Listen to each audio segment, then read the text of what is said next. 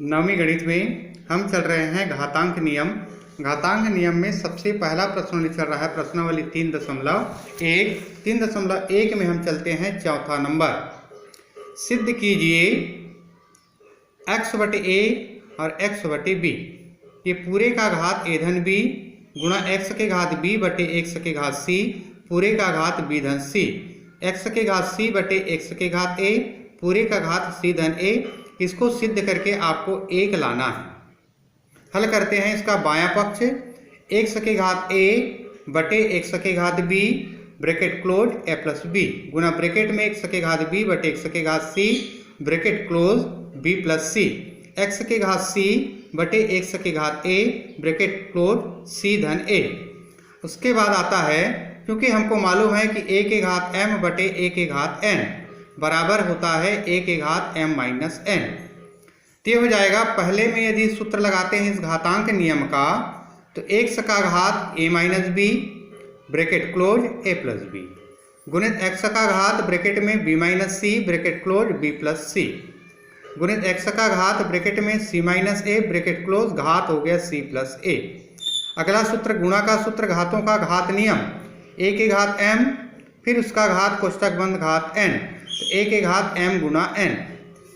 तो हो जाएगा x का घात a minus b a plus b गुणित x का घात b minus c b plus c, x का घात c minus a c plus a।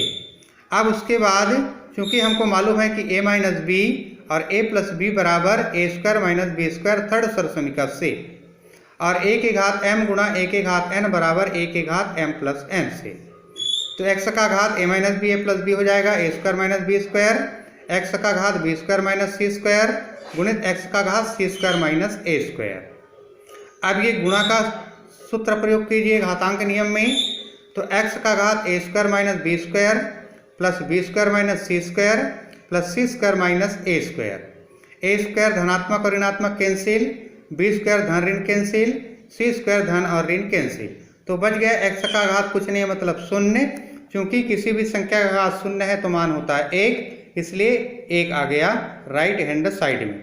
बायां पक्ष बराबर दायां पक्ष, या x के घात a बटे x के घात b इसका घात a धन b, x के घात b बटे x का घात c इसका घात b धन c, x का घात c बटे x का घात a घात c धन a बराबर 1। सेकंड नंबर, 1 बटे 1 प्लस x घात m माइनस n प्लस 1 बटे 1 प्लस x का घात n माइनस m बराबर 1। ये आपको सिद्ध करने के लिए दिया गया है। बायां पक्ष लीजिए, हल करने पर 1 बटे 1 प्लस x का घात m minus n plus 1/1 plus x का घात n माइनस m। घात का जो नियम है भाग वाला a के घात m बटे a के घात n, इसको उल्टे क्रम में लिखिए, a के घात m माइनस n इस क्रम में ये लिखा हुआ है, इसको भाग के रूप में लिखना है। तो हो जाएगा 1 बटे 1 धन x के घात m बटे x के घात n धन 1 बटे 1 धन x के घात n बटे x के घात m। 1 के नीचे कुछ नहीं मतलब 1, यहाँ भी हर के नीचे कुछ नहीं मतलब 1।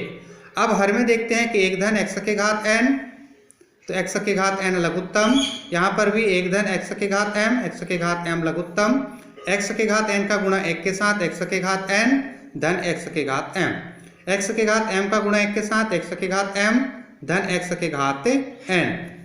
तो इसको यदि परिवर्तन किया जाए तो ये जो है x के घात n धन x के घात m बटे x के घात n धन 1 बटे x के घात m धन x के घात n बटे x के घात m। ये नीचे का पद ऊपर चला जाएगा परिवर्तन करने पर, तो x के घात m बटे x के घात m धन x के घात n, x के घात n बटे x के घात m धन x के घात n। दोनों का हर बराबर है तो x के घात m धन x के घात n, ऊपर ज्यों का त्यों x के घात m धन x के घात n। ये दोनों कट गया, बराबर बच गया 1 राइट हैंड साइड, इसलिए लेफ्ट हैंड साइड बराबर राइट हैंड साइड। ये आपके घातांक से संबंधित था। इसी घातांक में अब आपका आता है मानक रूप में लिखना, संख्याओं को मानक रूप में लिखना, अर्थात दी गई संख्या को एक अंक के बाद दशमलव या संक्षिप्त रूप में 10 के घात के रूप में लिखना संख्याओं का मानक रूप कहलाता है। आपको जो संख्या दिया रहेगा उस संख्या में आपको एक अंक के बाद संक्षिप्त रूप में लिख करके 10 के घातांक के रूप में लिखना, ये इसका मानक रूप कहलाता है। पहला नियम होता है, यदि हम दशमलव बिंदु को दाईं ओर से बाईं ओर लाते हैं तो उसको 10 के घात p के रूप में या धन घात के रूप में व्यक्त करते हैं। जैसे 3418.0, ये दशमलव जो है यहाँ पर है 8 के बाद, इसको आपको बाईं ओर 3 स्थान लाना है, 1 2 3, तो 3.418 गुणा होगा 10 का घात 3, ये इसका मानक रूप कहलाएगा। या 341.8 है, इसको हमको 3 के पूर्व लाना है, तो दशमलव को दाईं ओर से हम 2 स्थान हटा रहे हैं, 1 और 4 के पूर्व, तो ये 3.418, 2 स्थान हटाएं तो 10 का घात 2।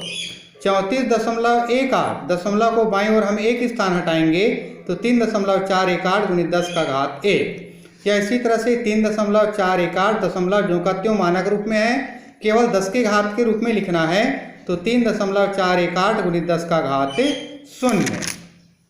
इसी तरह से दूसरा नियम आता है, यदि दशमलव बिंदु को बाईं ओर से दाईं ओर लाते हैं तो उसे 10 के घात ऋण p से व्यक्त करते हैं, मतलब ऋणात्मक घातांक लिखते हैं। 0.0000348 दशमलव यहाँ पर है, इसको हमको दाईं ओर ले जाना है, 1 2 3 4 5 स्थान, तो हो जाएगा 3.418 गुणित 10 का घात ऋण 5। दशमलव यहाँ पर है, इसको हमको 3 स्थान हटाना है, 1 2 3 और 4, तो 6.12 गुणित 10 का घात ऋण 4। दशमलव को हमको 1 2 3 स्थान हटाना है, तो 9.261 गुणित 10 का घात ऋण 3। या दशमलव को हमको 2 स्थान हटाना है, तो 2.764 गुणित 10 का घात ऋण 2। ये आपका होता है मानक रूप में लिखना 2 नियमों के आधार पर। इसी में आपका आता है प्रश्नावली 3.1। प्रश्नावली 3.1 मानक रूप में लिखिए 0.00000 आपको 11 बार लिखा है, 852 मानक रूप में लिखना है, तो 8.52 दशमलव को हम बाईं ओर 12 स्थान हटा रहे हैं, तो 10 के घात ऋण 12। इसी तरह से 802, उसके बाद में है आपके पास 13 शून्य लगा है, तो दशमलव को बाईं ओर हमको 15 स्थान हटाना है, तो 8.02 गुणित 10 के घात 15। अब ये मानक रूप में लिखा है पहले से, इसको घातांक रूप में आपको पूर्व रूप में लिखना है। 5.02 गुणित 10 का घात ऋण 6, इसका मतलब है कि दशमलव को बाईं ओर 6 स्थान हटाना है, तो इसके लिए आवश्यकता अनुसार शून्य लगाया जा सकता है, तो 0.0000502। इसी तरह से 1.00001 10 का घात 9, ये दशमलव को बाईं ओर आपको 9 स्थान हटाना है दाहिनी ओर, तो 0 1 2 3 4 5, उसके बाद 1, इसी तरह से 1 2 3 4 0.0, ये मानक रूप से सामान्य रूप में लिखना है। अगले में अगला प्रश्न